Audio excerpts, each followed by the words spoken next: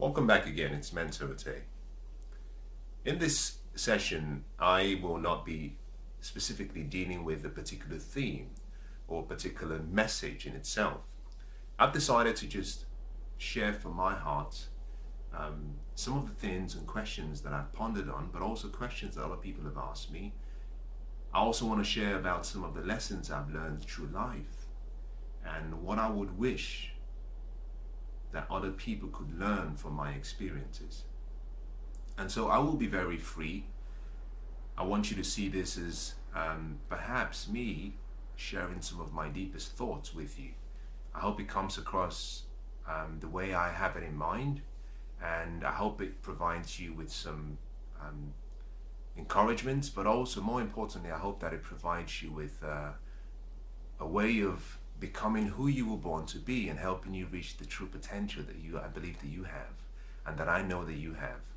So I want you to sit back and I want you to be relaxed, and I want you to just see yourself as I share this with you like someone in a buffet. You've walked into a beautiful restaurant. I remember the best £30 I ever spent was in the Bellagio in Las Vegas a number of years ago. I had been to Vegas, but I had never been to the Bellagio. And we went there with two friends and we decided to have our lunch in the buffet. The best £30 I ever spent, because I walked into this beautifully arrayed room with loads of tables with so many exotic dishes and food. And I love food, I love to eat. And here I was it was like heaven for me. And I remember sitting down and devouring all this food. And I remember this particularly getting back to the hotel room with my friends, and I couldn't sleep for 4.5 hours because I had eaten so much that I couldn't sleep. My body couldn't digest the food. The experience will still be always in my heart because I will never forget it. The best £30 I ever spent. So I want you to see this session I'm going to share with you like a buffet. You don't have to eat everything. You don't have to make the same mistake I made. You don't have to eat everything. But I want you to walk around and look around. There will be some starters, there will be some main course, there will be some dessert options. Look around and choose what you believe is right for you. My experiences will never be the same experiences you have. But I genuinely believe that there are two ways of learning in life. That you can learn from your own mistakes, or you can learn from mentors or other people's experiences. In other words, you can learn from your experiences, your personal experiences, or you can choose to combine your personal experiences with other people's experiences. And there is a shortcut, and wisdom really provides that shortcut to you becoming who you were born to be without you having to invest the same amount of time as other people.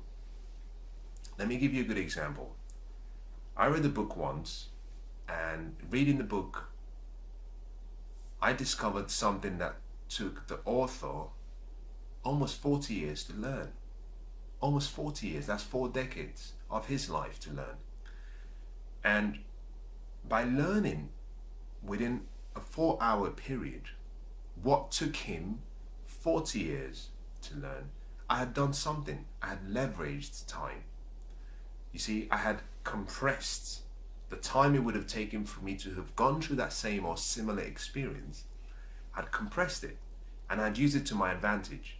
Now, I still needed my experience, but one of the greatest things I learned from reading his book was, and studying his material, was this, that his success was not accidental, that there were certain things that he did to achieve the success that he had.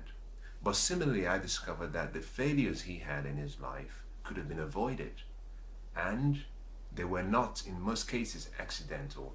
That he had done a number of small things every day that led to success. And those were disciplines. He disciplined himself, he developed good habits, but also he had also done small little things that led to failure and disappointment and setbacks in some areas. And those areas were the lack of disciplines. So I learned from that experience that you should never go through life making a conscious decision that you would deal with everything that comes your way without embracing the genius in other people's minds. We have 7 billion people alive today, which means we have 7 billion masterminds. Some are more developed than the others, some are much more advanced than the others, rightly so, for various reasons. But one of the things I learned through life is that you can choose to allow other people to come into your dreams and your experiences and help you achieve what you're trying to achieve. And that is a simple process by choosing to collaborate, engage, choosing to work with other people. So never go through life thinking that you can survive and achieve all of your dreams with your mind alone. I think it's a very boring journey, but also it's not a very exciting experience, because there is a level of joy that comes when you share a moment. So as I share this with you, I want you to understand that my experiences may not really apply to where you find yourself today. But who knows, you may have been drawn to listen to this because there is someone that you will come in contact with, that you can use me as a reference. So you can say, well, I heard from Mensah that this is how you can deal with your issue, because in a lot of cases, that is how lives are transformed. One story, one testimonial becoming a foundational support to another person's dream, where someone looks back and says, well, if they can do it, I can do it. Well, let me start from the beginning and tell you about who I am and tell you about my journey. I come from very humble beginnings. I come from a family of 3. I have one brother. I lost one brother, sadly. I was born and raised by 2 exceptional parents. My mom, really amazing, very beautiful woman. She had the love, she was just love of God in her. Just so much love and attention and care. And she was exceptional.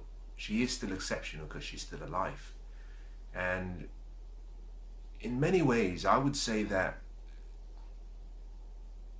the foundation, the cornerstone of what I call my beliefs and what I call my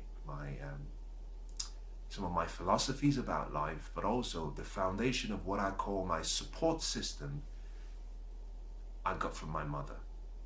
Because of her love, because of her nature, because of her caring, but also because of her willingness to sacrifice her life to bring up 3 amazing boys.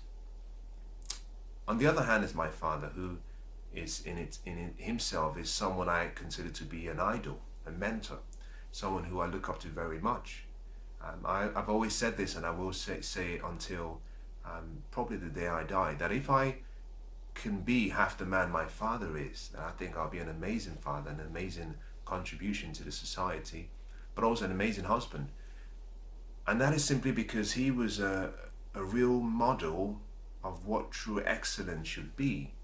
And he had so much strength, so much courage, so much love, but more importantly, he had an incredible ability to look beyond the present and see the greatness that were in each of his children, but also in all of the people who he interacted with.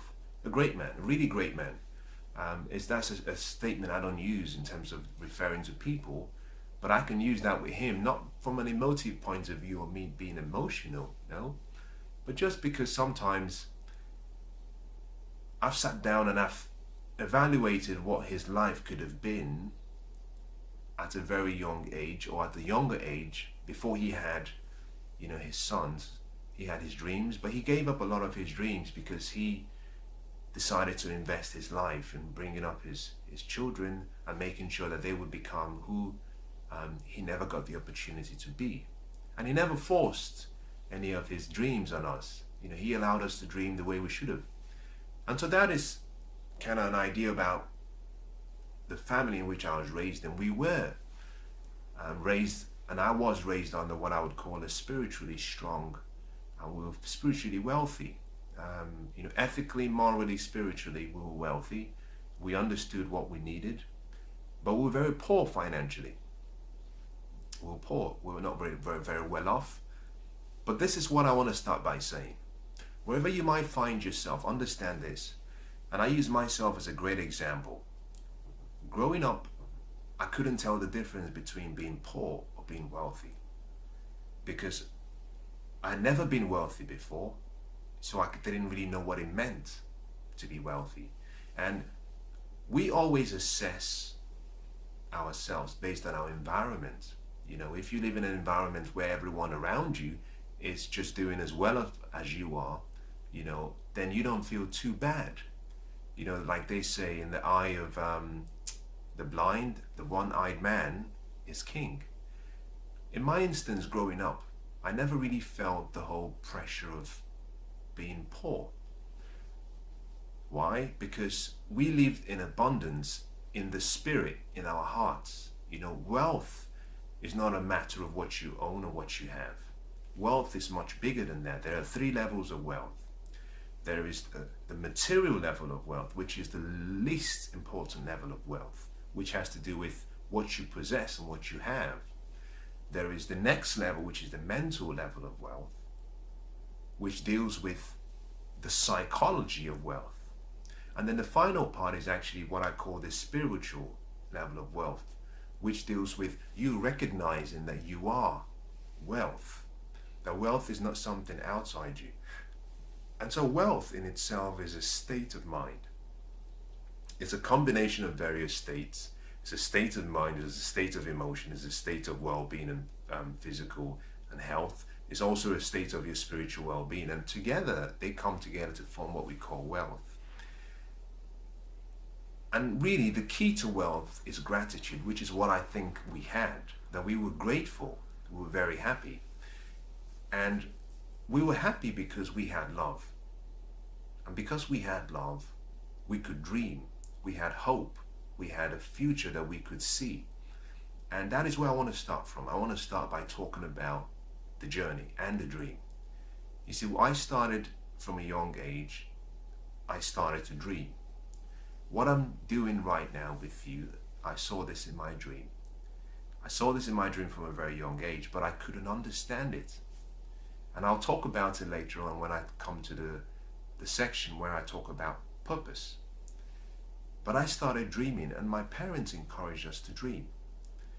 The dreams that we had, and that I had particularly, have formed and fashioned who I am today. And it's been an exceptional journey. It's been a journey that I look back on and I say, well, God must have had a great sense of humor. And I say that because if you were to see where I came from, and rather where I come from right now, and you were to contrast that with where I find myself now, and just to have the opportunity to speak to you, you would understand that there is a great sense of humor in the whole experience, that it's almost impossible. When you look at it, you might say, this doesn't make sense. And I'm forever grateful for the people who have helped me become who I am. I'm forever grateful for the opportunities that have come my way. I'm forever grateful for the grace that I found, because I believe that I found so much grace over my lifetime. And I found that without grace, that you almost wander through life depending on your own strength alone. And sometimes that strength might fail you. And out of that grace, I've found favor, and I've found open doors, some of which I didn't deserve, some of which I may have worked hard for. But overall, I come to the realization that life has a funny way of responding to our goals and dreams. And sometimes we may have a desire for something, we may have a wish, we may want something so badly, but life only responds when we deserve it. But there are times, in as much as that we do not deserve something, and we find grace, we find mercy. And let me define that for you so you can understand what it really means and how I view it. You see, mercy, for example, is me finding that what I deserve, and you might call that karma, and that could be a negative karma, is deflected away. So I've done something wrong, and I, as a result of the law of cause and effect, or karma, I deserve the repercussions for it, or the penalty for my acts. And mercy is simply that being diverted away from me for whatever reason. And so I've found a lot of that because over the journey of my life, I've made a lot of mistakes. And you might perhaps relate to that because there may have been times when you've said something, you've done something, you've acted in a certain way, but the force of the law has not fallen on you. That somehow that it's been either forgiven or forgotten. And I'm forever grateful for that. But the journey of who I am today started a number of years ago. A number of years ago, I'm sitting down in my living room in London, England, and I'm reading a book. How do I start reading a book? When I'm bored, I'm going through a really challenging experience. I'm getting into a state where I'm going further and further into my cave, refusing to come out and share the troubles I have because I'm trying to solve my problems on my own. And that is sometimes almost a quality in some men, not all men. Some of us, we run into our caves whenever we have a problem. We don't want to talk about it. We want to solve it ourselves, which is almost a self-fulfilling prophecy in itself, because the further we run in, the more we can't come out. And some of us end up, dying with those problems, or allowing those problems to consume our lives, that we never come out to be the person or be the people that we should have been born to be.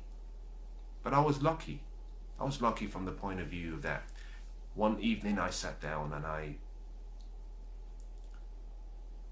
reached out and I grabbed the book and I started to read the book. And as I read the book, I noticed something very strange. I noticed that I had tears running down my cheeks uncontrollably. Weird experience. I was always raised in a strong way, to be a man and to an extent, manage your emotions as much as you can and support those around you and care for those around you.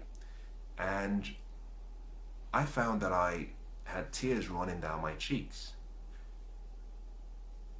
Now that came as a result of something that I had read in the book, because something deep in that book resonated deep within me.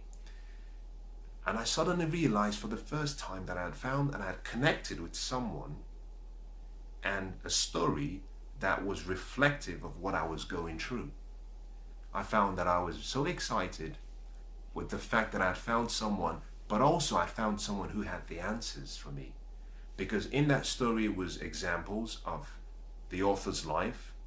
In the example and the story were examples of the setbacks, the challenges the author had to face, but also uniquely described were the triumphs and how the author rose from a place of almost desperation and started to come out of this almost dead place, pushing hard, holding on to the courage, holding on to the passion, and finally succeeding. And was so kind enough to eloquently journal his experience, and that was such a great relief for me.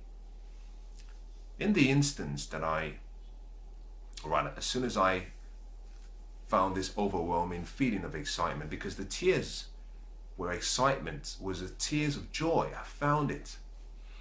As soon as I had this overwhelming feeling of excitement, I then suddenly felt a feeling of regret and sadness and pain. Because I suddenly realized that that book that I had just read was one that I had bought a number of years ago, and it had been sitting on my shelf gathering dust. It had never been read. And I quickly came to the conclusion that my ignorance was a choice, but it came at a very high price tag, that I could have avoided it had I been willing to invest in myself, in studying, in reading, and reaching out. That was a choice. The point I'm trying to make from this story is this, that true words words of your own experiences, you can change a life. True words of encouragement, true words of advice and inspiration, you can make a difference in someone's life. And no matter where you're from and no matter what your story is, understand something, that within almost 200 yards from where you are, 200 yards from where you are rather, there is a broken heart. There is someone who is about to give up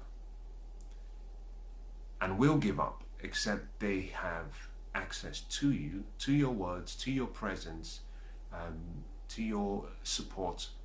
That there are some people who are in the process of giving up, and that you and I have a responsibility not to wait for them to find us, that we have a responsibility to reach out and share our story. Because like the parable of the sowers that talks about a farmer sowing his seed, and some falling on good ground and some falling on the rocky ground and some falling amongst the thorns, the more you share your story, the more you have the opportunity to reach that one person that really needs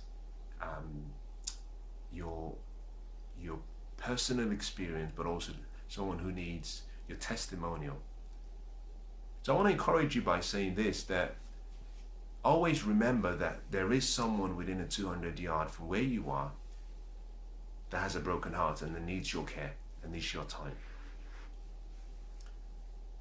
That experience I had that evening developed a burning desire in me. The desire was a desire to learn now, a desire to invest in myself, in my personal development of my mind.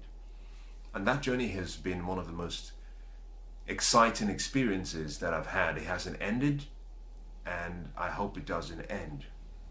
I like what one great author said. He said,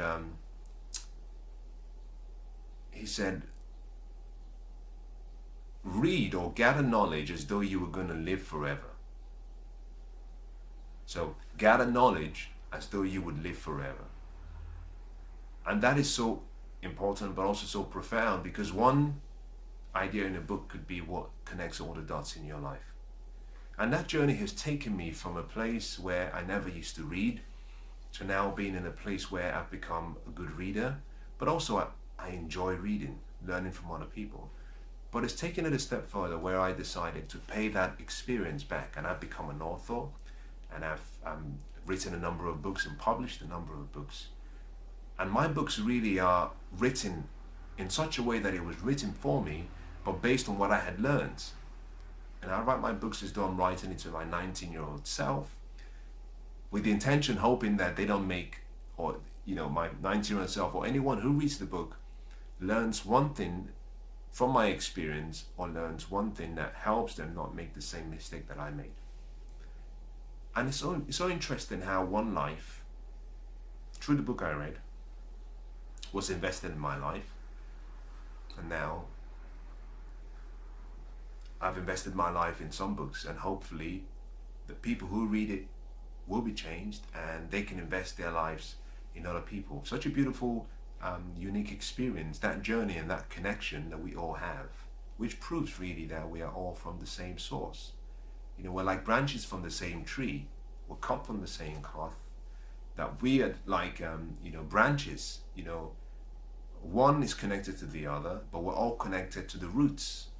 And so we have a duty to share our experiences with others. So let me say this before I move on to the next, and that is this: every day you will find significance in life if you intentionally decide to find someone that you can invest some or part of your life in. It has to be something that comes from within you, from sincerity. But the experience of investing life in another life, I think, is one of the most liberating feelings. And so I want to encourage you that whatever you've gone through, I want you to start thinking about potentially documenting your ideas and your experiences in a journal. But also, why don't you consider going a step further and sharing the experience through written words or spoken words? And let those seeds be scattered all over the place, and hopefully it will fall on good ground. And the good ground it falls on will produce a great return. Now that concludes the section which has to do with my early starts, but also what changed my life.